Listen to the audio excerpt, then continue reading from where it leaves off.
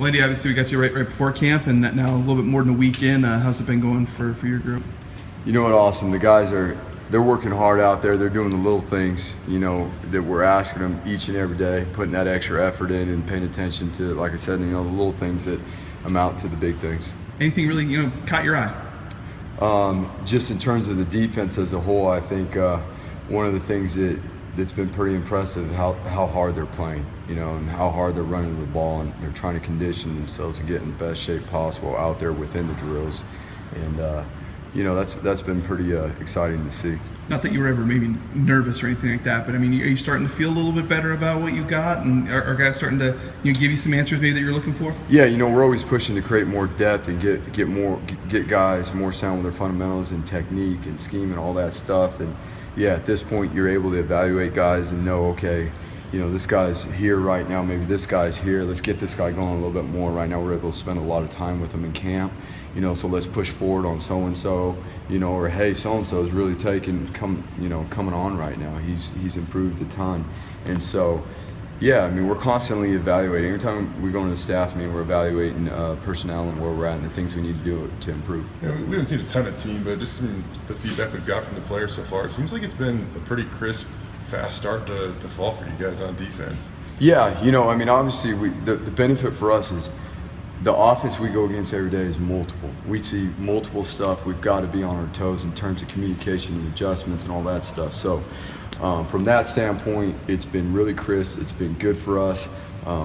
Obviously, it goes back and forth with who's doing well and who's not, but that's kind of what you want to see, right? You hope both sides are going back and forth. I know I asked you in the spring about this, but you got 4 guys playing NFL preseason games this weekend that were on your defense last year. What is kind of the talk and trying to replace those guys? Fans obviously have a lot of questions and stuff, but it sounds like you guys feel pretty confident that, with who you have. Yeah, that's college football, and for us, we're very fortunate here to have guys that have been here like that, and obviously, hopefully, we can continue to have guys. So here we go through another cycle of getting some guys ready to be the very best they can here at Boise State, and obviously, yeah, we miss those guys, not only as players, but as people, as leaders, and just having them around the program, and it's cool for the other players now because some guys get to emerge, their roles grow, and it's their time to step up. Does it motivate the players, though? Do you see guys motivated, saying everyone's talking about those guys leaving, but the guys that obviously are going to get a chance this year, they think they're pretty good too? Oh yeah, there's no question. There's no question they are. They're motivated. It's their shot. It's their opportunity, and that's kind of the downfall when you lose some experience and some guys that played for a while. Well, they're always looking at the positive. Is you get some guys that have maybe been sitting there watching so-and-so for a year or so or whatever the case, and now they're so hungry and ready to go and use what they've learned from their coaches and from whoever it was that was in front of them. So we see the positive in that. That's kind of a joke around with Leighton last night. I know that they called him the baby giraffe right when he got here, and if you look at him now, it looks like he ate the baby giraffe. Yeah, no question. All that. The baby giraffe is growing up, physically, mentally, in all phases. He's made such a huge jump in what he's doing right now. It's exciting to see. There's a perfect example right there of what we're talking about. We have some guys move on, but then we see some guys that have come into the program and where they've developed to right now. It's awesome to see. You had some good linebackers in Tanner Vallejo and Ben Weaver and Joe Martirano. Which ones have impressed you in fall camp? You know what? All those guys. Tanner's been extremely impressive.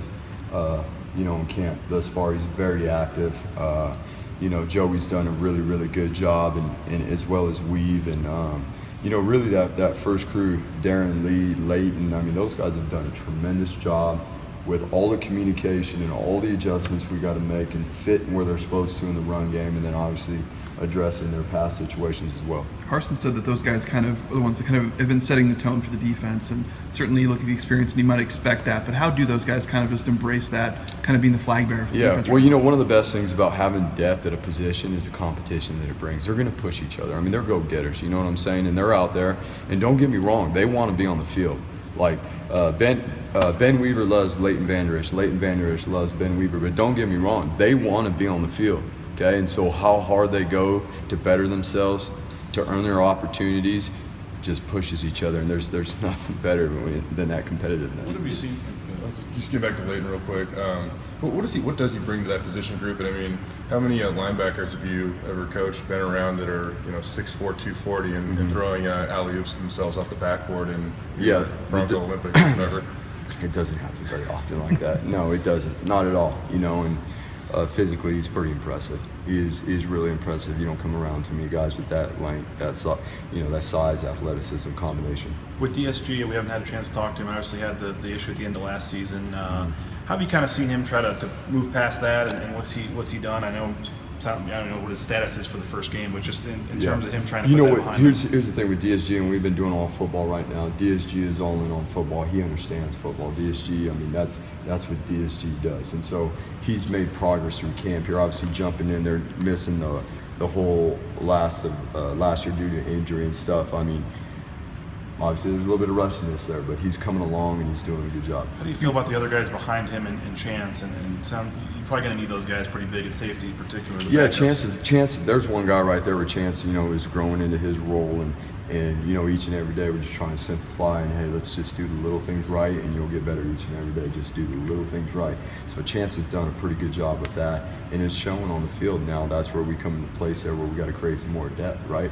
We talk about Chance and maybe some of these other guys who were behind, the Darian Thompsons and whoever we've had before. Well, now these guys are emerging. Now it's time for those guys, the younger guys, to step up, develop, and grow a little bit here in the next few weeks. It sounds like Cam Hartsfield's one of those guys. No what question. What have you seen from him? Cam Hartsfield, Evan Tyler, those guys right there. I mean, those are guys that just confidence is everything, right? So the more we could do rep technique, rep scheme, rep fundamentals, confidence is everything. And so that's what we're trying to do. We're trying to simplify stuff and make sure that those guys feel really good about what they're doing, and they're stepping up and taking advantage of their reps. What have you liked from the play of Sam McCaskill and Jabril Frazier?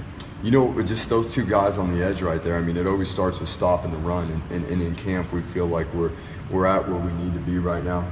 We're still trying once again to develop depth within the defensive line, losing so much. But with that first crew, we feel really good about where we're at, and in particular those two guys. I mean, Sam McCaskill is the leader up front there. You could count on Sam McCaskill to do what he's supposed to do all the time, and he's going to make plays. Anybody on that D line, be it especially the new faces, I guess. I mean, whether they're guys who haven't played much at all or have never played here, and those guys kind of starting to kind of enter your mind a little bit about that might get in there early. Well, obviously David Moe is one guy that has emerged even in the spring, who didn't have a huge role last year, but he's coming into his own and done really an awesome job, thus far. And there's a few other guys there. I mean, I'll tell you what, Austin Silsby has not played a ton of football here, but Austin Silsby is doing a hell of a job right now. You talk about effort and focus, and you talk about a guy that wants to step up and create a role for himself. He's doing a great job out there. Sam Whitney, a freshman, is doing a great job. And then we have a few guys that are getting better every single day in terms of older guys that we're going to need to count on that maybe haven't played a ton. With